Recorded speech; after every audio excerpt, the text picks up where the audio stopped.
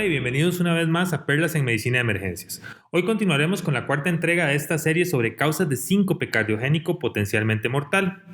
Mi nombre es Alejandro Moya y soy especialista en Medicina de Emergencias en el Hospital Dr. Rafael Ángel Calderón Guardia en San José. Si alguno de ustedes tiene alguna duda o pregunta, puede contactarme a través de redes sociales o escribirme a mi correo amoya@resuscitation.com. Asimismo, si tienen algún caso interesante con una buena perla que deseen compartir con nosotros, por favor, escríbanos a ese mismo correo. Como hemos venido hablando durante las últimas semanas, existen múltiples causas de síncope cardiogénico que resultan potencialmente fatal. Ya hemos hablado un poco acerca del síndrome de Brugada, de los síndromes de preexcitación y la semana anterior hablamos también acerca de los síndromes de QT corregido prolongado.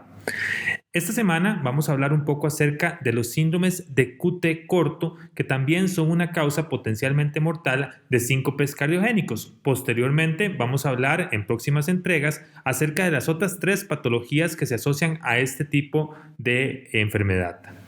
El QT corto es una canalopatía que puede ser hereditaria o adquirida y se caracteriza por un acortamiento anormal del intervalo QT.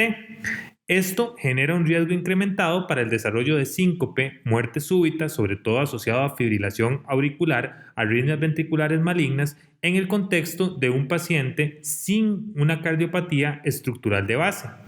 El posible potencial arritmogénico del acortamiento del intervalo QT fue propuesto inicialmente por el Dr. Algra en el año de 1993. Estos autores reportaron en sujetos con intervalos QT menores a 400 milisegundos un riesgo aumentado de muerte súbita cardíaca 2.4 veces mayor que aquellos pacientes que presentaran un intervalo QT normal. Como les mencioné previamente, el intervalo QT corto puede estar asociado a 2 tipos de patologías, aquellas que son consideradas hereditarias y las que son adquiridas en el curso clínico de alguna enfermedad concomitante. Desde el punto de vista del síndrome de QT corto hereditario, hablamos que hasta la fecha se han identificado mutaciones en 5 genes diferentes, todos ellos con un patrón de herencia autosómico dominante. Según el orden cronológico en el que han sido descritos, se han nombrado como SQTC1, es decir, síndrome de QT corto tipo 1, hasta el SQTC5, que significa síndrome de QT corto tipo 5. Esta mutación suprime la inactivación del canal con un incremento en la corriente neta de la salida de potasio. Esto genera un acortamiento en la duración del potencial de acción y en el periodo refractario tanto de la aurícula como del ventrículo, y esto es precisamente lo que expone al paciente a un riesgo aumentado de reentradas que generen una taquicardia ventricular o una fibrilación ventricular.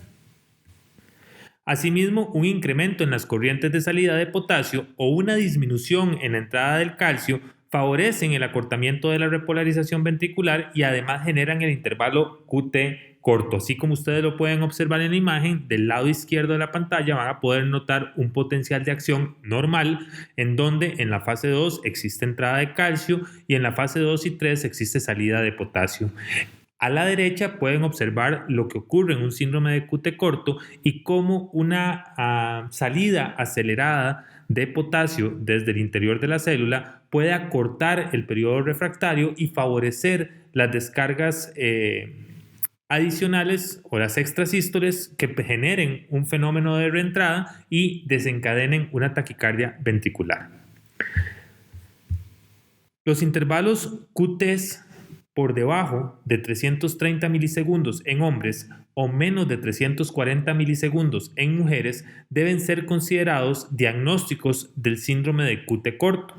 Asimismo, los intervalos de QT por debajo de 360 milisegundos en hombres o 370 milisegundos en mujeres solo deben considerarse diagnósticos del síndrome de QT corto cuando están respaldados por síntomas o existen antecedentes familiares de la enfermedad. De hecho, que si ustedes observan la imagen de la pantalla, van a poder visualizar una escala que fue diseñada y publicada en una página exclusiva de síndromes de QT corto, en donde nos muestran los diferentes parámetros tanto para hombres como para mujeres de los valores que se deberían de mantener en el intervalo QT y cuándo empezar a sospechar síndromes de QT corto, sobre todo si existe clínica o antecedentes familiares de enfermedades o de muertes súbitas cardíacas de manera temprana.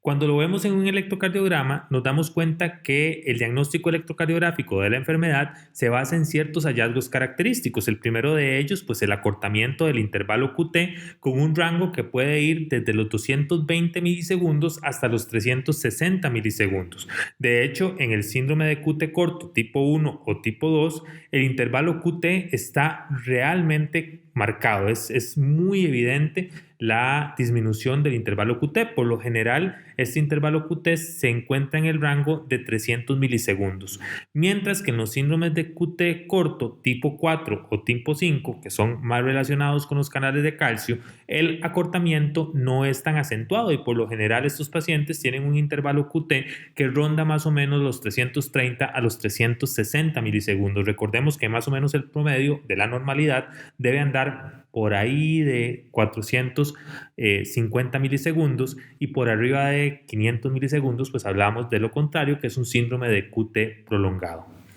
Asimismo, las abreviaciones o los intervalos del QT corto pueden ser transitorios, presentarse en el contexto de alguna situación en especial, como por ejemplo estrés, ejercicio o algún otro estresante que provoque esta disminución, por lo cual tiene un valor muy importante la monitorización de Holter en aquellos pacientes en los cuales se sospecha la enfermedad, así como los electrocardiogramas seriados. El segundo hallazgo característico son las ondas T altas, que son puntiagudas y con un segmento ST prácticamente ausente. De hecho, que si ustedes logran ver la imagen de la pantalla, van a notar cómo el intervalo QT está extremadamente reducido. Existen unas ondas T altas, hiperagudas, puntiagudas, de base no tan ancha como sucede en la patología isquémica coronaria y que además no hay un segmento ST claramente identificable. El tercer hallazgo electrocardiográfico característico es el intervalo QT rígido y que no se modifica tras los cambios de la frecuencia cardíaca, que es muy característico en aquellas personas que tienen un intervalo QT normal, que existe una fórmula de corrección para poder corregir el intervalo QT de acuerdo a la frecuencia cardíaca. En estos pacientes con síndrome de QT corto no existe una modificación significativa del intervalo al aumentar la frecuencia cardíaca. También tienen que llamarle la atención que en los síndromes de QT corto, tanto tipo 4 como tipo 5, además del acortamiento del intervalo QT más la ausencia del segmento ST más las ondas T altas, podemos encontrar también un patrón de elevación del ST de tipo Brugada, que también lo habíamos hablado en la primera perla de esta serie, en donde va a ser más notorio este patrón en aleta de tiburón o en silla de montar, principalmente en las derivaciones B1 y B2. Se especula que la génesis del complejo ventricular prematuro pudiera estar en relación con una reentrada en la fase 2 o con despolarizaciones tardías en la fase 3, y esto es lo que genera ese círculo vicioso que finalmente va a desencadenar la taquicardia ventricular, la fibrilación ventricular o la fibrilación atrial, que son las tres arritmias más características asociadas a esta enfermedad. En este otro electrocardiograma, que corresponde a un joven de 16 años que ha consultado en múltiples ocasiones al servicio de emergencias por cuadros sincopales a repetición, podemos observar la presencia de un QT muy corto, más o menos alrededor de 280 milisegundos, con ondas T altas, picudas, con una base no tan ancha como es característico en las ondas T de origen isquémicas, debido a la presencia de un síndrome de QT corto congénito. El síndrome de QT corto, como mencionamos previamente, es un trastorno hereditario autosómico dominante de los canales de potasio, principalmente aquellos síndromes congénitos de QT corto tipos 1, 2 y 3, y de los canales de calcio para aquellos síndromes de QT corto congénito tipo 4 y 5. Estos fenómenos están asociados a un mayor riesgo de fibrilación auricular, de fibrilación ventricular o de taquicardia ventricular paroxística. Todos estos fenómenos se han asociado también a un incremento de muerte súbita cardíaca. Los principales cambios electrocardiográficos, como hemos mencionado, de los síndromes de QT corto, pues se basan precisamente en un acortamiento significativo del intervalo QT más unas ondas T altas, picudas, con una base no tan ancha y la desaparición del segmento ST. El síndrome de QT corto puede ser sugerido por la presencia de fibrilación auricular solitaria en adultos jóvenes, ya lo hemos mencionado, en aquellos pacientes que sean miembros de una familia en donde se haya documentado previamente la presencia de intervalos QT cortos en algún otro familiar cercano. También en todos aquellos pacientes que tengan antecedentes familiares de muerte súbita cardíaca, tendríamos que buscar en el electrocardiograma todas estas alteraciones. Ya hemos hablado de Brugada, ya hemos hablado de síndrome de QT largo, ya hemos hablado de fenómenos de preexcitación, y también a la hora de analizar el electrocardiograma, pues valorar si existe o no un intervalo QT dentro del rango normal o muy corto para lo normal o lo esperable. También debería de prendernos las luces de alerta en relación a esto. Electrocardiogramas que muestren intervalos QT por debajo de 350 milisegundos, que tengan ondas T altas de base no tan ancha como en la patología isquémica. Y finalmente, otro hallazgo que nos puede sugerir la presencia de síndromes de QT corto de origen congénito es el fracaso del intervalo QT para modificarse a medida que aumenta o disminuye la frecuencia cardíaca. Pero quizá o más importante es recordar que existen causas adquiridas o secundarias de intervalos QT cortos en el electrocardiograma. Entre ellas, las más importantes son aquellas relacionadas con la hipercalemia, la acidosis, la hipercalcemia, la hipertermia, el efecto de medicamentos como por ejemplo el digital, la intoxicación con digoxina es una causa frecuente de acortamiento del QT, y algunas otras que son menos frecuentes como por ejemplo el efecto de la acetilcolina o las catecolaminas, al igual que podemos encontrar pacientes que combinen una causa genética de base y que como trigger de la taquidirritmia actual puedan presentar alguno de estos factores desencadenantes. En este electrocardiograma podemos observar una hipercalemia clásica.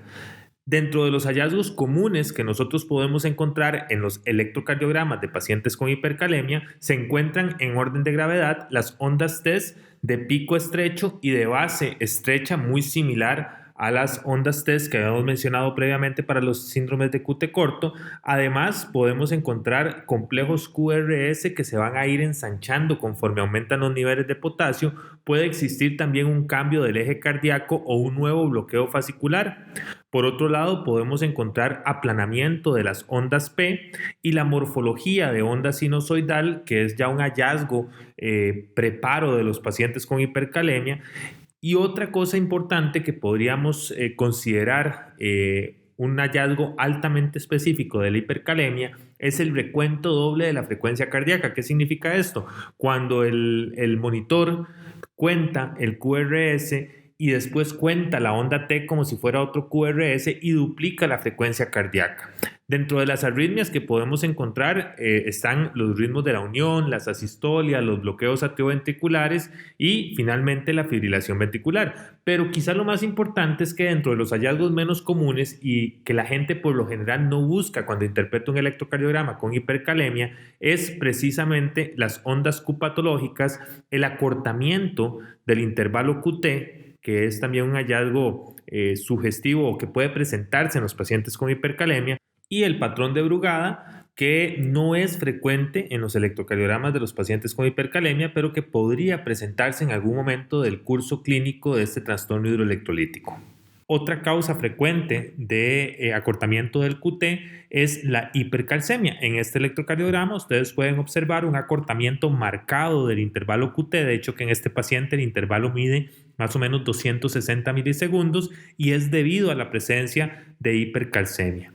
La hipercalcemia conduce al acortamiento no solamente del QT, sino también del segmento ST, y también podría estar asociada a la aparición de ondas J de Osborn. Otro caso de síndrome de QT corto, esta vez relacionado con intoxicación digitálica. Recordemos que la digoxina produce un acortamiento relativo del intervalo QT junto con una depresión del segmento ST con una pendiente descendente en las derivadas laterales, como ustedes lo pueden observar en este electrocardiograma, que muchas veces se ha reconocido como la presencia de una cubeta digitálica. Asimismo, también podemos encontrar aplanamiento o inversión de la onda T, que son observados de manera generalizada, y una multitud de arritmias como ectopias ventriculares, taquicardias auriculares con bloqueo, bradicardia sinusal, fibrilación auricular con una baja respuesta ventricular y cualquier tipo de bloqueo atrioventricular. Así que el intervalo o el síndrome de QT corto en estos pacientes pues no es más ni menos que un hallazgo adicional a toda la constelación de hallazgos electrocardiográficos característicos de este fenómeno. El síntoma inicial más común en los pacientes con síndrome de QT corto es debutar con un paro cardíaco. De hecho, que en el 40% de los casos de pacientes que son diagnosticados con esta enfermedad, el debut se hizo con una parada cardiorrespiratoria. Otros pacientes pueden presentar palpitaciones o síncopes a repetición debido a la aparición de fibrilación auricular de alta respuesta o arritmias ventriculares que son autolimitadas. Se ha observado que en niños pequeños, sobre todo antes del año de edad, que presentan cuadros de muerte súbita, podrían estar implicados síndromes de QT corto, y muchas veces el diagnóstico se hace porque se estudia a los padres del niño y se dan cuenta que estos padres tienen síndromes de QT corto y que han sido transmitidos de manera hereditaria mediante una herencia autosómica dominante, y pues probablemente esto incremente la probabilidad de que niños pequeños puedan fallecer por esta enfermedad.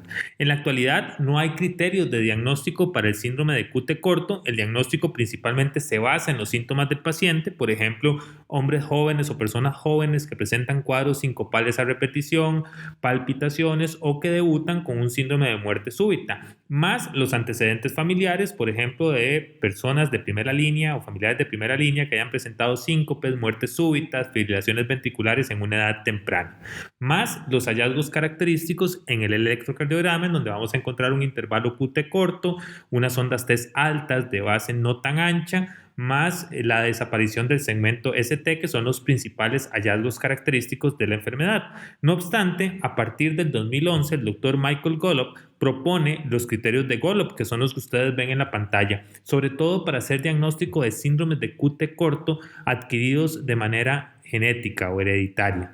Y en este caso, como ustedes pueden ver, se asigna un puntaje dependiendo de algunas características propias de la historia familiar, del electrocardiograma, de la medición del QT y del fenotipo del paciente.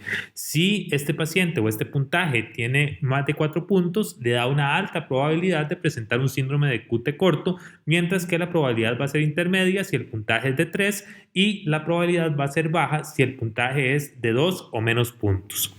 En la actualidad, el único tratamiento efectivo es la implantación de un cardiodesfibrilador automático implantable. Desde el punto de vista farmacológico, la quinidina es actualmente el agente de elección, ya que se ha demostrado que en pacientes con síndrome de QT corto tipo 1 prolongan notablemente tanto el intervalo QT como el periodo refractario ventricular, con normalización de los segmentos ST, disminución del tamaño de las ondas T y por ende la limitación o evitar que se generen fenómenos de reentrada y se induzcan fibrilaciones ventriculares. Entonces, en la actualidad, solo 2 tratamientos, uno muy efectivo que es el DAI y otro que se ha estudiado y que pareciera tener algún efecto importante, que es la quinidina. Para llevarse a casa del día de hoy, podemos decir que el síndrome de QT largo es causado por alteraciones en los canales de salida de potasio en la fase 2 o fase 3 del potencial de acción cardíaco, o en la entrada de calcio en la fase 2 del mismo potencial. Este síndrome puede ser hereditario o adquirido, siendo el adquirido quizá más frecuente que el hereditario y muy relacionado con algunas patologías comunes que se abordan en los servicios de emergencias. ¿Cuál es la importancia de este síndrome? Es el hecho de que aumenta el riesgo de arritmias ventriculares y de muerte súbita cardíaca. Las causas hereditarias por lo general se acompañan de una historia sugestiva y otros hallazgos sindrómicos en el examen físico, mientras que con las causas adquiridas se debe de tener mucho cuidado porque una evaluación minuciosa del electrocardiograma, sobre todo en aquellos pacientes con hipercalemia, hipercalcemia, acidosis o uso de digitálicos, con sospecha de intoxicación, podrían ser la llave para nosotros ir a buscar en ese electrocardiograma la presencia de un síndrome de QT corto. El tratamiento de esta patología está basado en la implantación de cardiodesfibriladores automáticos implantables y en algunos casos el uso de quinidina como antidisrítmico. Gracias por acompañarme en este episodio de Perlas de Medicina de Emergencias y no olvide visitarnos en nuestra página www.resuscitation.com para más perlas educativas acerca de la medicina de emergencias. Nos vemos pronto y feliz fin de semana. Hasta el próximo viernes.